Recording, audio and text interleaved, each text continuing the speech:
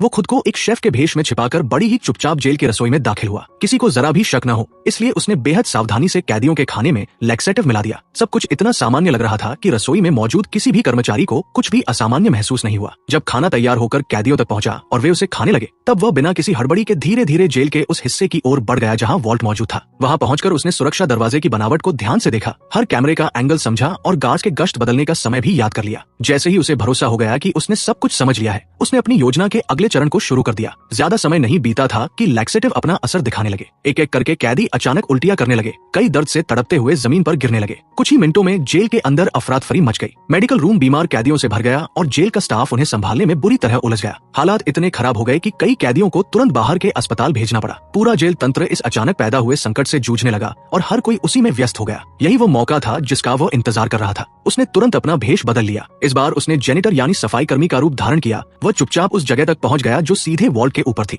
वहां पहुंचकर उसने अपनी ट्रॉली से एक ड्रिल निकाली और फर्श में बेहद सटीक छेद करना शुरू कर दिया। जब छेद इतना बड़ा हो गया कि उसके काम के लिए काफी था, तब उसने नीचे मौजूद वॉल्ट चैम्बर में गैस भरनी शुरू कर दी। उसी समय उसका साथी जेल के मुख्य प्रवेश द्वार के पास गेटवे कार लेकर तैयार खड़ा था। अंदर वो आदमी पूरी शांति से एक टाइमर सेट कर चुका था और सही समय का इंतजार कर रहा था। जैसे ही घड़ी ने वो पल दिखाया जिसकी उसे प्रतीक्षा थी, गैस से भरे वॉल्ट में आग लगा दी गई। अगले ही पल एक जबरदस्त धमाका हुआ जिसने पूरी जेल को हिला दिया। धमाके की आवाज सुनते ही सबका ध्यान उसी तरफ चला गया। जेल का वार्डन तुरंत ये सोच बैठा कि शायद जेल के बाहर कोई कार फट गई है। वह तुरंत निगरानी कक्ष की ओर भागा ताकि नुकसान का अंदाजा लगा सके। उसे बिल्कुल भी अंदाजा नहीं था कि इसी दौरान वॉल्ट को पहले ही तोड़ा जा चुका है। उसी समय जैक ने तेजी से एक फोटो लिया और अपने फोन को सिग्नल केबल से जोड़ दिया। जब वार्डन ने वॉल्ट के कैमरे की फुटेज देखने की कोशिश की, तब तक असली वीडियो को बदल दिया गया था। वार्डन को थोड़ा शक हुआ, इसलिए उसने अपने आदमियों को फुटेज को जूम करके देखने का आदेश दिया। लेकिन जैसे ही उन्होंने ऐसा करने की कोशिश की, पूरा सिस्टम अचानक फ्रीज हो गया और जवाब देना बंद कर दिया। अब वार्डन को महसूस होने लगा कि कहीं न कहीं बहुत बड़ी गड़बड़ हो चुकी है। जब वो खुद दौड़कर वॉल्ट तक पहुंचा, तब उसके सामने उसका सबसे बड़ा डर सच बनकर खड़ा था।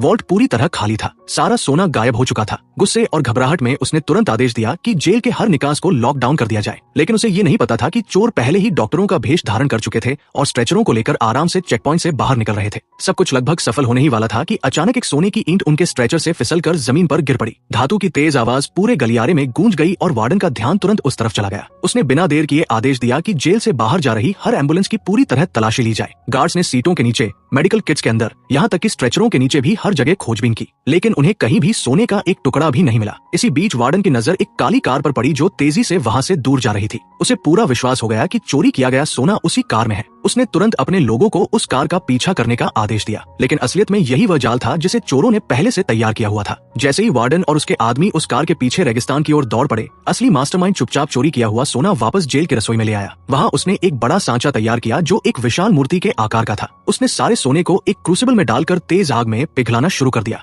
थोड़ी ही देर में वह सारा सोना पिघलकर एक ठोस भारी मूर्ति के रूप में ढल गया। ताकि किसी को शक न हो, उसने उस मूर्ति को चमकीले लाल रंग से पेंट कर दिया, जिससे वो बस एक साधारण सजावटी या टूटी फूटी मूर्ति जैसी लगे। बाद में उसने यह बहाना बनाया कि इस मूर्ति को मरम्मत के लिए बाहर ले जाना है। इसी बहाने वो उस भारी मूर्ति को आराम से जेल के बाहर ले गया और किसी को भी जरा सा शक नहीं हुआ। दूसरी तरफ रेगिस्तान में उसका साथी वार्डन को लगातार व्यस्त रखे हुए था। वह अचानक कार की गति बढ़ाता और उन्हें और दूर ले जाता। फिर ठीक उसी समय जब सब कुछ उनकी योजना के अनुसार चल रहा था, पीछे लगाए गए विस्फोटकों में भयंकर धमाका हुआ। वार्डन के लोग धूल और मलबे के बीच फंस गए। हालांकि वार्डन चमत्कारिक रूप से बच गया। वो घायल जरूर था, लेकिन उसका गुस्सा और जिद अब और भी बढ़ चुकी थी। वो पीछा जारी रखने के लिए दृढ़ था। आखिरकार वो उस कार का पीछा करते करते एक छोटे से एयरपोर्ट तक पहुंच गया। वार्डन ने तुरंत बंदूक तान दी और उसे कार का ट्रंक खोलने का आदेश दिया। जैसे ही ट्रंक खुला, वार्डन की आंखें फैल गई। अंदर बिल्कुल कुछ भी नहीं था। उसी क्षण उसे एहसास हुआ कि उसके साथ कितना बड़ा खेल खेला गया है। दरअसल ये कहानी एक ऐसे आदमी से शुरू होती है जो बाहर से देखने में एक बेहद अमीर करोड़पति लगता है, लेकिन असल में वो एक मास्टर चोर है। जिस चीज पर भी उसकी नजर टिक जाती है, अंत में वो उसी की हो जाती है। उसकी जिंदगी शानदार होटलों, महंगी पार्टियों और निडर चोरियों से भरी हुई थी। उसे लगता था कि ये सब हमेशा यूं ही चलता रहेगा, लेकिन जैसा अक्सर होता है, थोड़ी सी लापरवाही ही मुसीबत को बुला लेती है। उसकी पुरानी चोरियों के कारण कुछ पुराने दुश्मन फिर से उसके पीछे पड़ गए थे। उनमें से एक आदमी ऐसा भी था जिसकी खास टोपी उसने कभी चुरा ली थी। वही आदमी अब बदला लेने के लिए उसके पीछे पड़ा हुआ था। धीरे धीरे हालात इतने खतरनाक हो गए कि उसके लिए बच निकलना लगभग नामुमकिन लगने लगा। तभी अचानक एक रहस्यमय समूह सामने आया और उन्होंने उसे इस मुश्किल से बाहर निकाल लिया। लेकिन ये मदद कोई दया नहीं थी। इसके पीछे उनका अपना उद्देश्य था। उनका लक्ष्य था एक ऐसी जेल से $1 अरब का सोना चुराना जो पूरी तरह अभेद्य मानी जाती थी। यहीं से कहानी का असली मोड़ शुरू होता है, क्योंकि अब ध्यान जाता है रिंगो पर। रिंगो कोई साधारण चोर नहीं है। वह भेष बदलने में माहिर है और ताले खोलना उसके लिए बच्चों का खेल है। दुनिया के सबसे सुरक्षित बैंक और लॉकर भी उसके सामने ज्यादा देर टिक नहीं पाते। लेकिन रिंगो बाकी चोरों से अलग है। वो लालची नहीं है, वह केवल अपराधियों से चोरी करता है और वह पैसा असली पीड़ितों को लौटा देता है। उसकी सबसे खास आदत यह है कि चोरी के बाद वह कभी भागता नहीं, वह बिल्कुल सामान्य तरीके से बैंक के मुख्य दरवाजे से बाहर निकल जाता है। जब तक लोगों को समझ आता है कि चोरी हो चुकी है, तब तक कैमरों में बस उसका जाता हुआ साया दिखाई देता है। इसी सोच के साथ उसने एक छोटी लेकिन बेहद खतरनाक टीम बनाई, जिसे लोग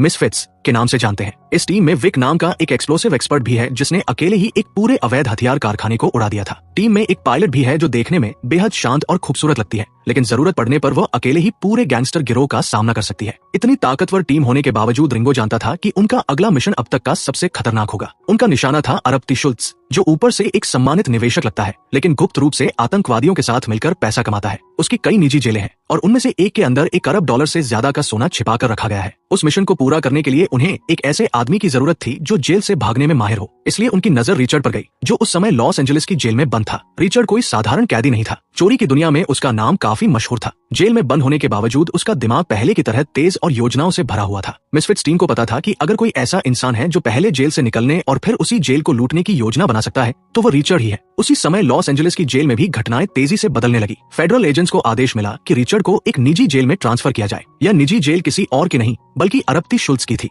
जैसे ही शुल्त्ज को इस ट्रांसफर की खबर मिली, वो खुद वहां पहुंच गया, लेकिन वह केवल औपचारिकता निभाने नहीं आया था। उसके दिल में बदले की आग जल रही थी, क्योंकि रिचर्ड ने कभी उसकी खास बनवाई हुई टोपी चुरा ली थी। शुल्त्ज चाहता था कि रिचर्ड उसकी निजी जेल में आए ताकि वह उससे अपना हिसाब बराबर कर सके। धीरे धीरे रिचर्ड को भी महसूस होने लगा कि उसके आसपास खतरा बढ़ रहा है। शुल्त्ज ने रिचर्ड के एक पुराने दोस्त को पकड़ लिया और उससे पूछताछ शुरू कर दी, लेकिन वह दोस्त बेहद वफादार था। उस पर चाहे जितना दबाव डाला गया, उसने कुछ भी नहीं बताया। आखिरकार गुस्से में शुल्त्ज ने जेल के नियमों की परवाह किए बिना सुरक्षा कैमरों का सिग्नल कटवा दिया और अपने आदमी से उसे बेरहमी से टॉर्चर करवाया। और इसी क्रूरता के बाद आखिरकार शुल्त्ज को वह जानकारी मिल गई जिसकी उसे तलाश थी, रिचर्ड की सही लोकेशन। दूसरी तरफ रिचर्ड को बिल्कुल भी अंदाजा नहीं था कि उस पर नजर रखी जा रही है। जैसे ही वह जेल से बाहर निकला, उसने तुरंत अपना अगला निशाना चुन लिया। उसके सामने एक अरबती बैठा था, जिसकी कलाई पर शुद्ध सोने और प्लेटिनम से बनी हीरो जड़ी बेहद कीमती घड़ी चमक रही थी। रिचर्ड ने उससे बातचीत शुरू करने की कोशिश की, लेकिन उस आदमी ने उसे पूरी तरह नजरअंदाज कर दिया। तब रिचर्ड ने अपनी चाल चली। उसने जानबूझकर ऐसा दिखाया जैसे उसका ड्रिंक गलती से उस आदमी पर गिर गया हो। कपड़े साफ करने के बहाने उसने कुछ ही सेकंड में वो महंगी घड़ी चुरा ली। उसे लगा कि ये काम भी हमेशा की तरह बेहद आसान रहा,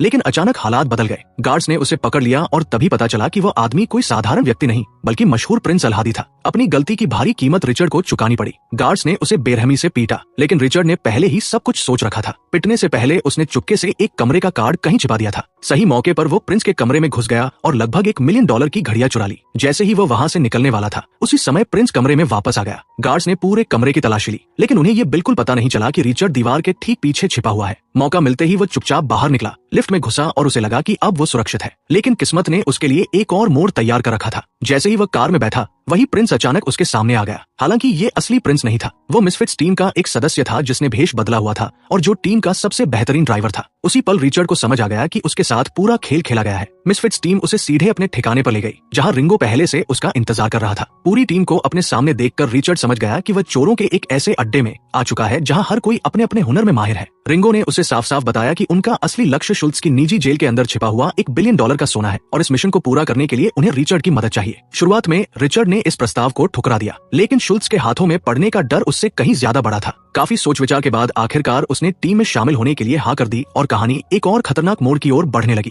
हालांकि रिचर्ड के मन में ये बात साफ थी कि वो ये सब केवल अपने फायदे के लिए कर रहा है। उसे लगा कि वे सोना चुराएंगे और उसके बाद वह टीम से अलग हो जाएगा। लेकिन रिंगो की योजना इतनी साधारण नहीं थी। रास्ते में रिंगो ने पूरी योजना समझाई। शुल्त्ज की निजी जेल से सोना चुराना सुनने में जितना आसान लगता था, असल में उससे कहीं ज्यादा मुश्किल था। जेल के अंदर कई स्तरों की सुरक्षा व्यवस्था थी, गार्ड्स, कैमरे, अलार्म और ऐसे सिस्टम जो हर छोटी गतिविधि पर नजर रखते थे। रिंगो जानता था कि अंदर से मदद के बिना ये मिशन असंभव होगा। योजना सुनकर रिचर्ड के अंदर उत्साह भी था और खतरे का एहसास भी। उसे समझ आ गया कि ये सिर्फ एक चोरी नहीं है बल्कि जान जोखिम में डालने वाला मिशन है। इसी बीच शुल्त्ज को पता चल गया कि रिचर्ड उसकी पकड़ से बाहर निकल चुका है। वो गुस्से से पागल हो उठा और उसने अपने आदमियों को हर जगह तैनात कर दिया ताकि रिचर्ड को पकड़ सके। मिसफिट्स टीम अपनी यात्रा जारी रखते हुए अबू धाबी पहुंच गई, लेकिन रिचर्ड का मन अब भी डगमगा रहा था। वो इस पूरे झंझट से दूर रहना चाहता था, इसलिए जैसे ही वो एयरपोर्ट से बाहर निकला, वो टीम से अलग हो गया और ऐशो आराम की दुनिया में खो जाने का फैसला किया। अबू धाबी की चमचमाती दुनिया लग्जरी कारें और भव्य पार्टियां। रिचर्ड एक बार फिर उसी माहौल में डूब गया। उसे लगा कि किस्मत फिर से उसके साथ है। एक शानदार पार्टी में उसकी नजर एक अरबती पर पड़ी जो एक ब्रांडेड घड़ी पहने हुए था। हमेशा की तरह रिचर्ड ने अपना खेल शुरू किया और कुछ ही सेकंड में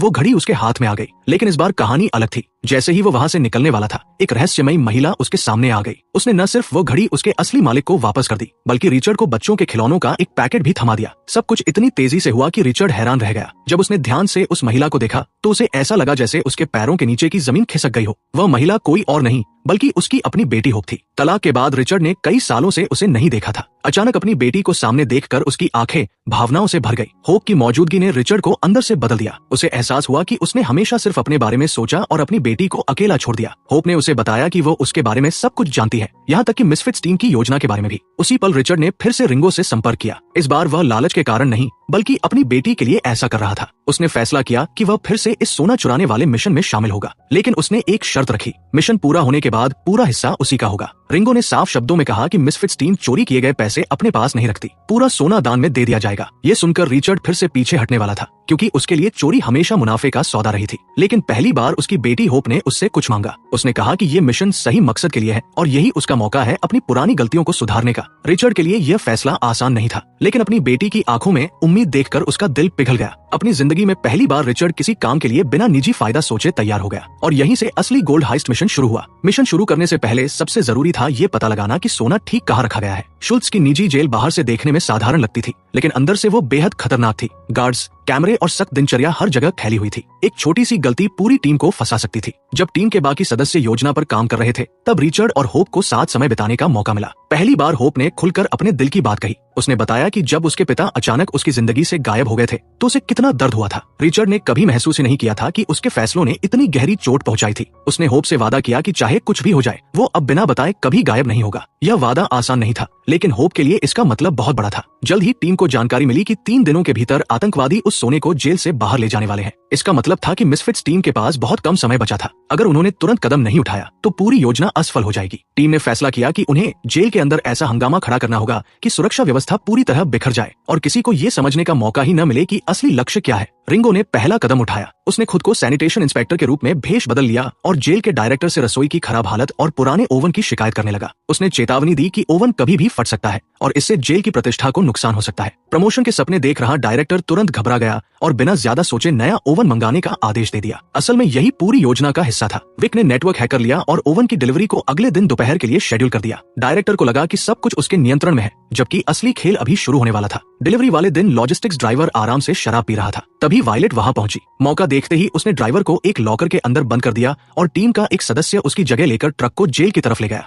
अब बारी थी रिचर्ड और विक की। उन्होंने मेंटेनेंस वर्कर्स का भेष धारण किया और जेल के अंदर प्रवेश किया। अंदर पहुंचते ही रिचर्ड ने पास खड़ी एक मूर्ति को लात मार दी। यह गुस्से में नहीं किया गया था, बल्कि योजना का हिस्सा था। सब कुछ योजना के अनुसार चल रहा था कि अचानक एक नई समस्या सामने आ गई। जेल का डायरेक्टर खुद निरीक्षण के लिए वहां आ पहुंचा। रिंगो ने उसे रोकने की कोशिश की, लेकिन वह नहीं माना। मजबूर होकर रिंगो को उसके साथ अंदर जाना पड़ा। डायरेक्टर की आवाज सुनते ही टीम के बाकी सदस्य मशीनरी के अंदर छिप गए। तभी डायरेक्टर ने नई मशीन को परखने के लिए स्टार्ट बटन दबा दिया। कुछ सेकंड के लिए सबकी सांसें थम गई। रिंगो ने तुरंत स्थिति संभाली और कहा कि मशीन अभी पूरी तरह इंस्टॉल नहीं हुई है और अभी चालू करने पर एरर दिखाएगी। डायरेक्टर ने उसकी बात मान ली और वहां से चला गया। फिलहाल का खतरा टल गया था, लेकिन असली काम अभी बाकी था। जब वॉल्ट उनके सामने आया, तब टीम को एहसास हुआ कि शुल्ट्ज की सुरक्षा कितनी मजबूत है। मोटे दरवाजे, सेंसर और लगातार सक्रिय अलार्म सिस्टम। यहीं से योजना का अगला हिस्सा शुरू हुआ। जेल के अंदर ऐसा हंगामा पैदा करना कि किसी का ध्यान वॉल्ट की तरफ न जाए। मिशन के अंतिम चरण में मिसफिट्स टीम ने चुपचाप वॉल्ट से सोना निकालकर उसे चैरिटी में भेज दिया। उन्होंने अपने लिए एक भी डॉलर नहीं रखा। रिचर्ड ने रिंगो और पूरी टीम का धन्यवाद किया और वादा किया कि अब वो कभी स्वार्थी होकर काम नहीं करेगा। और इस तरह बिना किसी मौत के, बिना किसी बड़े शोर शराबे के $1 बिलियन का गोल्ड हाइस्ट पूरा हो गया।